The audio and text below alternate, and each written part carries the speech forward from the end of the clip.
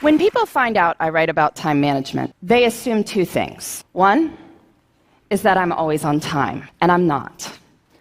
I have 4 small children, and I would like to blame them for my occasional tardiness, but sometimes it's just not their fault. I was once late to my own speech on time management. We all had to just take a moment together and savor that irony. The second thing they assume is that I have lots of tips and tricks for saving bits of time here and there. And sometimes I'll hear from magazines that are doing a story along these lines, generally on how to help their readers find an extra hour in the day. And the idea is that we'll shave bits of time off everyday activities, add it up, and we'll have time for the good stuff. And I question the entire premise of this piece. But I'm always interested in hearing what they've come up with before they call me. So some of my favorites: doing errands in a way where you only have to make right-hand turns, being extremely judicious in microwave usage, so it says 3 to 3.5 minutes on the package. We are totally getting in on the bottom side of that. And my personal favorite, which makes sense on some level, is to DVR your favorite shows so you can fast forward through the commercials. And that way you save about 8 minutes every half hour. So in the course of 2 hours of watching TV, you find 32 minutes to exercise, which is true. You know another way to find 32 minutes to exercise? Don't watch 2 hours of TV a day, right? Anyway, the idea is we'll save bits of time here and there, add it up, we will finally get to everything we want to do. But after studying how successful people spend their time and looking at their schedules hour by hour, I think this idea has it completely backward. We don't build the lives we want by saving time. We build the lives we want, and then time saves itself. Here's what I mean. I recently did a time diary project looking at 1,001 days in the lives of extremely busy women. They had demanding jobs, sometimes their own businesses, kids to care for, maybe parents to care for, community commitments. Busy, busy people. I had them keep track of their time for a week so I could add up how much they worked and slept, and I interviewed them about their strategies for my book. One of the women whose time log I studied, she goes out for a Wednesday night for something. She comes home to find that her water heater has broken, and there is now water all over her basement. If you've ever had anything like this happen to you, you know it is a hugely damaging, frightening, sopping mess. So she's dealing with the immediate aftermath that night. Next day, she's got plumbers coming in. Day after that, professional cleaning crew dealing with the ruined carpet. All this is being recorded on her time log. Winds up taking 7 hours of her week. 7 hours. That's like finding an extra hour in the day. But I'm sure if you had asked her at the start of the week, could you find 7 hours to train for a triathlon? Could you find 7 hours to mentor 7 worthy people? I'm sure she would have said what most of us would have said, which is no. Can't you see how busy I am? Yet when she had to find 7 hours because there is water all over her basement, she found 7 hours. And what this shows us is that time is highly elastic. We cannot make more time, but time will stretch to accommodate what we choose to put into it. And so the key to time management is treating our priorities as the equivalent of that broken water heater. And to get at this, I like to use some language from one of the busiest people I ever interviewed. By busy, I mean she was running a small business with 12 people on the payroll. She had 6 children in her spare time. I was getting in touch with her to set up an interview on how she had it all, that phrase. I remember it was a Thursday morning, and she was not available to speak with me, of course, right? But the reason she was unavailable to speak with me is that she was out for a hike, because it was a beautiful spring morning, and she wanted to go for a hike. So, of course, this makes me even more intrigued, and when I finally do catch up with her, she explains it like this. She says, "Listen, Laura, everything I do, every minute I spend is my choice. And rather than say, I don't have time to do X, Y, or Z, she'd say, I don't do X, Y, or Z because it's not a priority." I don't have time often means it's not a priority. If you think about it, that's really more accurate language. I mean, I could tell you I don't have time to dust my blinds, but that's not true. If you offered to pay me $100,000 to go dust my blinds, I would get to it pretty quickly. Since that is not going to happen, I can acknowledge this is not a matter of lacking time. It's that I don't want to do it. Using this language reminds us that time is a choice. And granted, there may be horrible consequences for making different choices. I will give you that.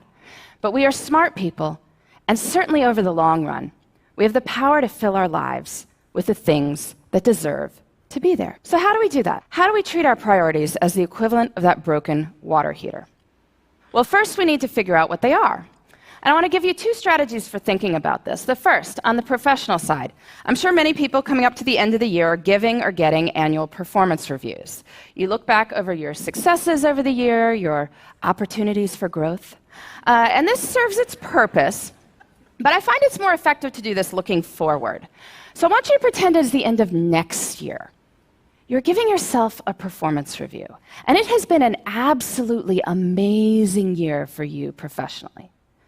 What 3 to 5 things did you do that made it so amazing? So you can write next year's performance review now. And you can do this for your personal life, too. I'm sure many of you, like me, come December, get cards that contain these folded up sheets of colored paper, on which is written what is known as the family holiday letter. Bit of a wretched genre of literature, really, going on about how amazing everyone in the household is, or even more scintillating, how busy everyone in the household is. But these letters serve a purpose, which is that they tell your friends and family what you did in your personal life that mattered to you over the course of the year. So this year's kind of done, but I want you to pretend it's the end of next year. And it has been an absolutely amazing year for you and the people you care about. What 3 to 5 things did you do that made it so amazing? So you can write next year's family holiday letter now. Don't send it. Please don't send it. But you can write it. And now between the performance review and the family holiday letter, we have a list of 6 to 10 goals we can work on in the next year. And now we need to break these down into doable steps. So maybe you want to write a family history. Well, first you can read some other family histories, get a sense for the style. And then maybe think about the questions you want to ask your relatives, set up appointments to interview them. Or maybe you want to run a 5K. So you need to find a race and sign up, and figure out a training plan, and dig those shoes out of the back of the closet. And then, this is key, we treat our priorities as the equivalent of that broken water heater by putting them into our schedules first. And we do this by thinking through our weeks before we are in them. I find a really good time to do this is Friday afternoons. Friday afternoon is what an economist might call a low opportunity cost time. Most of us are not sitting there on Friday afternoon saying, I am excited to make progress toward my personal and professional priorities right now. But we are willing to think about what those should be. So take a little bit of time Friday afternoon, make yourself a 3-category priority list: career, relationships, self. Making a 3-category list reminds us that there should be something in all 3 categories. Relationships, self, not so much. But anyway, just a short list, 2 to 3 items in each.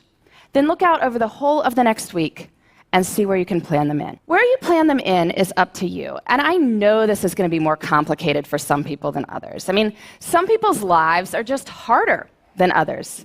It is not going to be easy to find time to take that poetry class if you are caring for multiple children on your own. I get that. And I don't want to minimize anyone's struggle. But I do think that the numbers I am about to tell you are empowering. There are 168 hours in a week. 24 times 7 is 168 hours. That is a lot of time. If you are working a full-time job, so 40 hours a week, sleeping 8 hours a night, so 56 hours a week, that leaves 72 hours for other things. That is a lot of time. You say you're working 50 hours a week, maybe a main job and a side hustle. Well, that leaves 62 hours for other things. You say you're working 60 hours. Well, that leaves 52 hours for other things. You say you're working more than 60 hours. Well, are you sure? There was once a study comparing people's estimated work weeks with time diaries.